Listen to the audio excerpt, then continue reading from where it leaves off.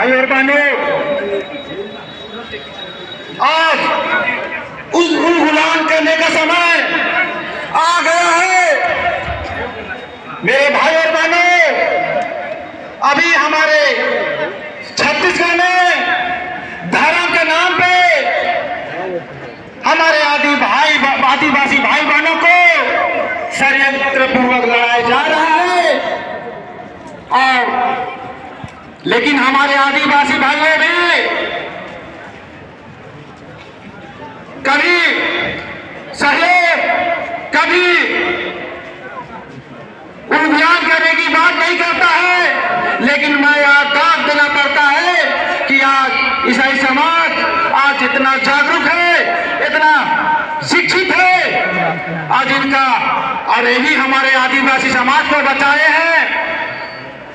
अगर आज आदिवासी समाज आज जागरूक नहीं होते तो आज हमारे 43 आदिवासी समाज धर्म के नाम पे लड़ते रहते और बैठे हुए राजनेता आज राजनीति रोटी सेकते रहते।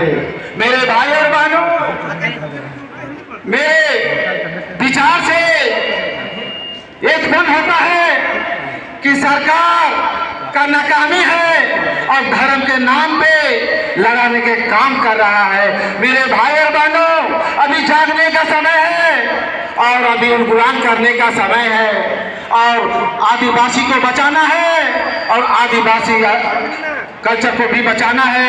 मेरे भाई और बहनों, मेरा कहने का तात्पर्य है कि धर्म के नाम पे आदिवासी को लड़वा रहा है, लड़ाया जा रहा है।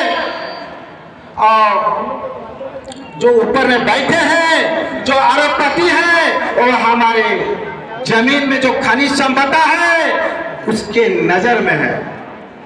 मेरे भाई और बहनों, हमारी अज्ञानता के कारण हम लोग एक दूसरे पे लड़ मरते हैं, वो फलना धर्म का है, वो फलना धर्म का है करके। लेकिन सबसे पहली बात है कि हम पहले आदिवासी हैं, पहले हम लोग आदिवासी हैं, आदिवासी के हक लड़ेंगे, उसके बाद धर्म में आएंगे। मेरे भाई और बहनों, बहुत षड्यंत्र पूर्वक हम आदिवासी को एकत्रित नहीं होने दे रहे हैं, तितिर बितिर हो जा रहे हैं, क्योंकि सरकार भी जानती है जिस दिन आदिवासी एकजुट हो गए उनका जीना हराम कर देंगे, सत्ता से दूर फेंकने का काम करेंगे। करेंगे कि नहीं करेंगे? करेंगे कि नहीं करेंगे? जागो ये तो भागो, बटोगे तो कटोगे। हमारे पास अब कहीं जगह नहीं है। जब रोहतासगढ़ से निकले तो पूरा दुनिया खाली था, लेकिन अभी हम कहां जाएंगे? सिर्फ बंगाल का खाड़ी, सिर्फ पानी दिख रहा है। बंगाल की खाड़ी में जाने का आवश्यकता है क्या? फिर से जाएंगे।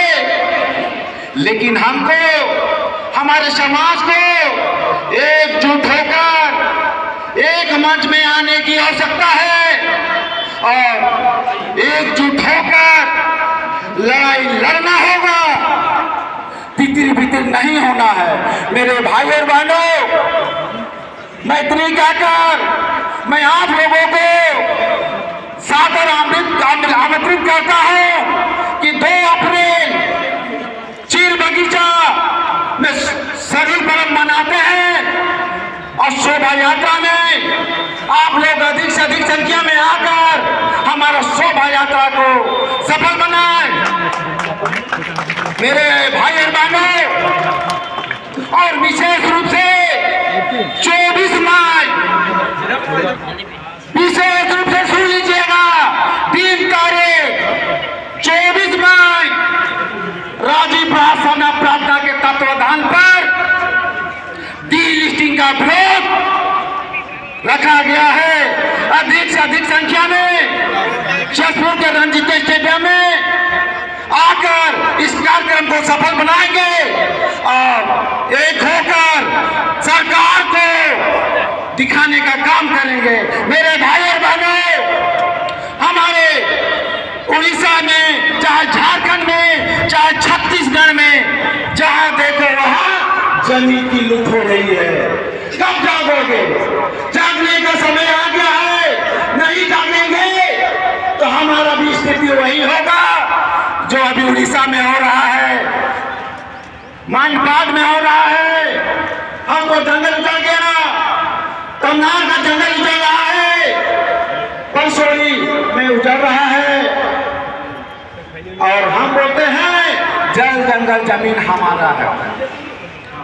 लेकिन जब हम लोग एकजुट नहीं है, एक नहीं होने के कारण इसका नाजायज फायदा हमारे जो सरकार और सत्ता में बैठे हैं उन लोग यूज कर रहा है। यूज होने देंगे? यूज होने देंगे?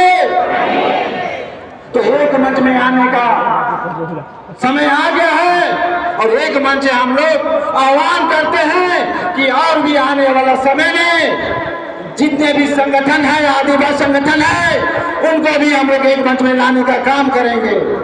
मेरे भाई और बहनों, किसी की बहकावे में, किसी की कहने में हम लोग को विचलित नहीं होना है कि उफालना जायज करेंगे, उफालना जायज करेंगे करने विचलित नखे हो।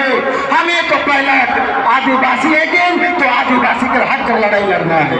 आदिवासी है कि ना ले तो आदिवासी के हक की लड़ाई लड़ो। देखा आर्टिकल 25 में हमको धर्म न लेकर स्वतंत्र अधिकार है, प्रचार प्रसार करने का अधिकार है।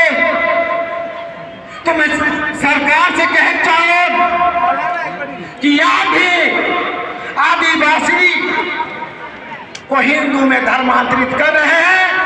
ऐसा कानून आप क्यों पास नहीं करते हैं? आप किसी भी धर्म को टारगेट लेके करते हैं, क्योंकि आपको धर्म के नाम से राजनीति करना है। मेरे भाई और बहनों, अभी हमारे जो झारखंड में जितने भी हमारे समाज का गवाह है, 24 मई को अधिक से अधिक संख्या में हमारे छत्तीसगढ़ के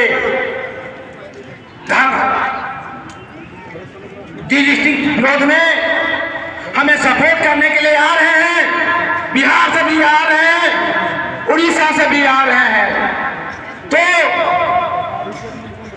हमें भी यहाँ से गांव-गांव में जागरूक करने की आवश्यकता है। फोन के माध्यम से जागरूक करने की आवश्यकता है। और मैं बताना चाहता हूं अपना आदिवासी मुख्यमंत्री से कि आप धर्म के नाम से राजनीति मत कीजिए। आपको सरकार में बैठाए हैं तो आपको हमने बेरोजगारों के लिए रोजगार देने के लिए बैठाए हैं, शिक्षा के लिए स्कूल खोलने के लिए बैठाए हैं, मरीजों के लिए अस्पताल खोलने के लिए बैठाए हैं। और यहाँ पर विशेष रूप से हमारे ईसाई धर्म को टारगेट लेकर क्या बताना चाहते हैं? आप क्या बताना चाहते हैं? अगर मेरी आवाज आप तक सुनाई देता है, आप सुन लीजिए। आप कहते हैं आप आदिवासी हैं, लेकिन आप अपने आप को सबसे बड़ा हिंदू कहते हैं। मेरे लिए और हमारे आदिवासी समाज के लिए शर्म की बात है। आप सबसे पहले आदिवासी हैं, आदिवासी होकर आपको आदिवासी का आरक्षण मिला है, तब आप जाके विधायक बने हैं, जब जाकर हमारे लिए मुख्यमंत्री बने हैं। ऐसा आज हमको गुमराह करने की जरूरत मत कीजिए। हम लोग हमारा आदिवासी समाज जा चुका है और गुमराह करने के लिए हमेशा तत्पर है। हमें झूठा में गुमराह मत कीजिए। मेरे भाई और बहनों, समझ लीजिए कि धर्म के नाम से लड़वाएंगे तो हमारे जो मुखिया बैठा है वाह वाह ही होगा। दिल्ली में बैठा है वो आदेश दे रहा है, दिल्ली में जो बैठे हैं वो आदेश दे रहे हैं। जिस दिन डिलिस्टिंग हो जाएगा तो आप लोगों को मालूम है ईसाई सिर्फ डिलिस्टिंग नहीं होगा, उनका षड्यंत्र है कि ईसाई लोग का नाम लेकर, हमारा आदिवासी समाज का सहयोग लेकर इन लोग क्या चाहते हैं, हमारा जल जंगल पर कब्जा करना चाहते हैं। और जिस दिन डिलिस्टिंग हो गया, उस दिन जितने भी जो आदिवासी हैं भारत में निवास करते हैं सब जनरल हो जाएंगे। जनरल होने के बाद में 5वीं अनुसूची खत्म हो जाएगा, पेशा कानून खत्म हो जाएगा, CNT एक्ट खत्म हो जाएगा, ग्राम सभा खत्म हो जाएगा। आप बोलिएगा कि मैं वार्ड पंच लड़ूंगा, वार्ड पंच भी नहीं लड़ पाएंगे, सरपंच भी लड़ नहीं पाएंगे, विधायक भी नहीं लड़ पाएंगे, ना लोकसभा में आप सांसद बन पाएंगे। इसलिए मैं बार बार कहता हूं कि हम लोगों को एकजुट होने की आवश्यकता है, एक होकर एक मंच में लड़ने की आवश्यकता है और लड़ेंगे, लड़ेंगे, जीतेंगे, लड़ेंगे, जीतेंगे। एक तीर एक कमान, सब आदिवासी एक समान। एक तीर एक कमान, सब आदिवासी एक समान। काला कानून वापस ले, वापस ले, वापस ले। काला कानून वापस ले, वापस ले, वापस ले। काला कानून वापस ले, वापस ले, वापस ले।